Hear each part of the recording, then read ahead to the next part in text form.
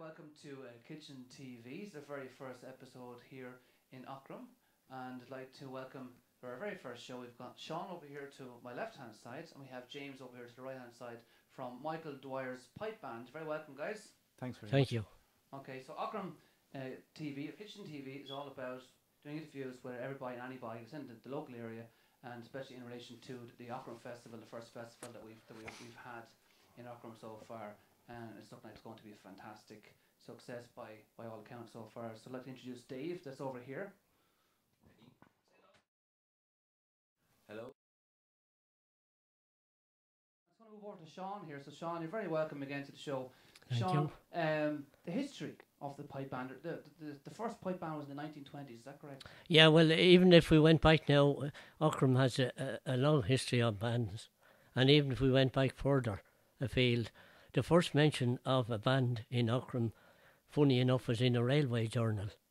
And the reason that it's in a railway journal is that the wooden bridge to Shillelagh branch line was opened in 1865. And there's a note in the railway journal that the Aughrim band played on the platform in September 1865. That's 148 years ago, which is a long time. And then after that, that band probably was a brass and reed band. And then in 1880, we had St. Bridget's real brass and reed band, which we have a little bit of record of it. And at the time, the stone quarries on Tinnichilly Hill were they were working probably 50 stone cutters in the hill at the time. The granite there, the granite stone cutters. And there was a lot of stone cutters from a good few from Dublin, actually, out from North Dublin, and they probably brought some of the music. One family I know definitely did. They came, and that band lasted, St. Bridget's Brass Band, it lasted probably until the late 1890s. And we have pictures of it actually still. And after that, it went out of existence, and a fife and drum band started. A fife and drum band? Fife and drum band. Okay. Now, what's in a fife and drum band, for people who don't know? Well, we hadn't a name on the fife and drum band, it was just Aughrim. Mm-hmm. I don't remember it being called anything or have any note of that. But fife and drum bands were very popular at the time, all over. Actually, the parochial hall here was opened in Aughrim. It'll be 100 years this August. Mm-hmm. And on the day it was opened, there were 6 bands in the town that day played, and I think 4 of them were fife and drum bands. But anyway, it went out after maybe 1913 or 14, it went out of existence. And then the first pipe band started in the 20s. As far as we very, very little information about it. Mm-hmm. And times weren't as good, I suppose, and what happened was the players had to all depart and go away for employment and such like. And it went out of existence about somewhere in the early 30s. Mm-hmm. And this present band was started in 1946. Okay. And it's 67 years in existence at the present. It'll be 70 years now in 2 years' time. Wow, that's a fair length of time for a band to be in existence. Most yeah, bands it is. Get past the second gig. Yeah, yeah, it's probably one of the longest. The oldest clubs in the village, well, to be the second oldest anyway. Aughrim and Byrne could be before it. Okay. But and it's still in existence, and James will tell you we've 14 members at the moment, and it's still going fairly well. Mm. And during the time when it started first, it's the Michael Dwyer Pipe Band. Michael Dwyer was the great rebel, of course, of 1798 from the Lenafee Mall. Mm-hmm. And he was surrendered after, and he ended up in Australia.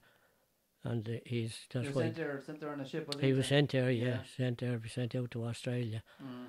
And he was from Lenafee Mall up in the West Wicklow. Mm-hmm. And when he died he was buried in Sydney in Waverley Cemetery in Sydney. We have a picture of it beyond. So that was the band, and during the time the band was in existence, well, I was in it for a good while anyway, a long time, and mostly what we did at the time was, as James has already told you, we were a parish band, and we went to the local football matches, county finals.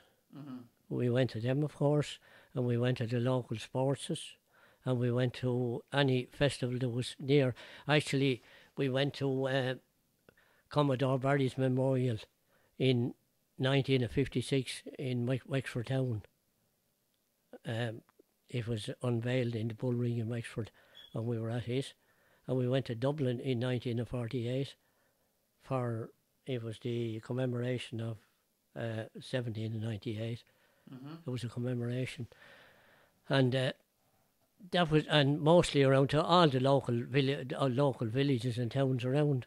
And that would have been it. And of course, during the time, as well as what happened, the membership went up and down and up and down, and at periods we were very nearly gone, and just it came back again.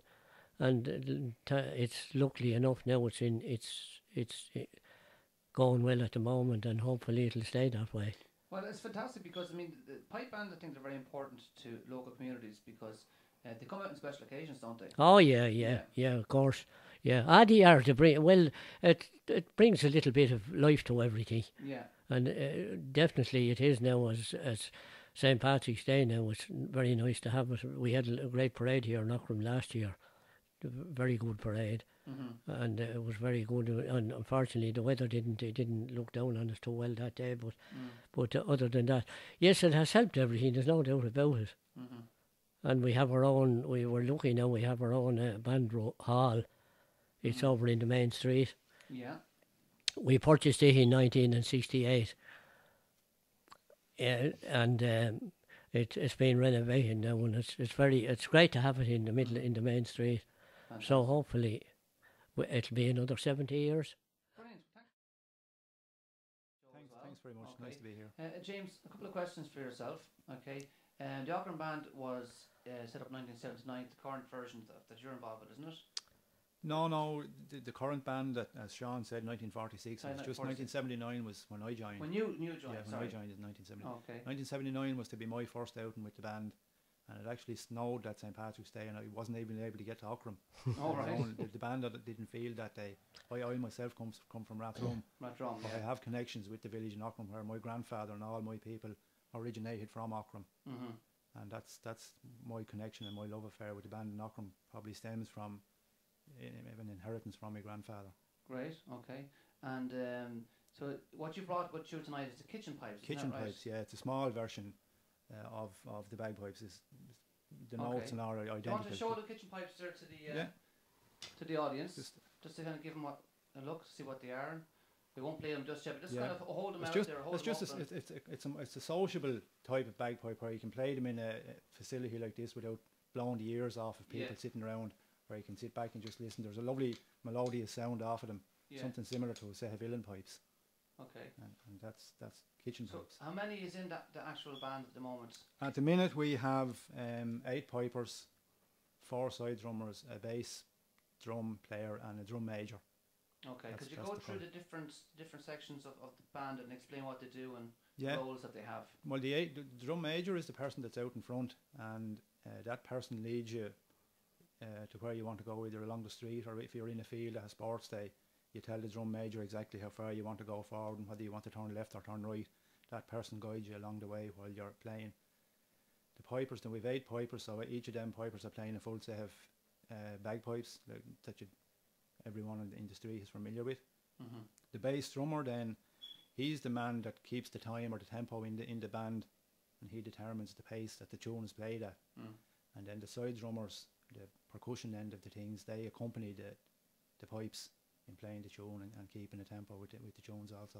Great, okay. And the pipes themselves, actual, like the pipes in general, what's the origins of the pipes? Do you know where they come from? Well, as from what I'm led to believe anyway, that they originated in the Far East back hundreds and hundreds of years, and then they were brought into Europe and into Ireland. And as far as I know, even though the Scottish their claim to fame is that they were the origin of the bagpipes, but as far as I'm led to believe anyway, that they originated in Ireland, because there was such a thing as Irish war pipes, and they are identical to what Scotland claimed to the Scottish pipes. Okay.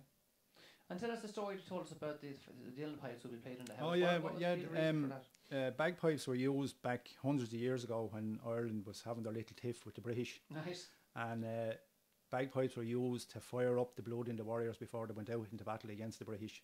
And seemingly the British banned the bagpipes in Ireland because they were used to get the rebels fired up before they went into battle.